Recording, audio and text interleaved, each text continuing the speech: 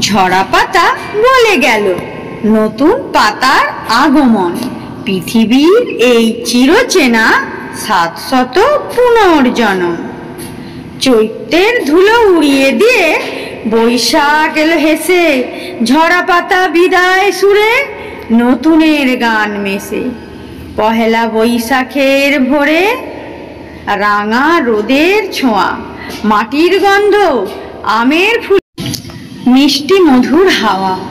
পুরনো যত ক্লান্তি, যত দুঃখের ছায়া, নতুন সূর্য আনবে সাথে আলোর রঙিন মায়া। ঝরা পাতার শেষ কথায় আশার সুর বাজে, নতুন জীবন ফুটবে আবার নবীন দিনের মাঝে।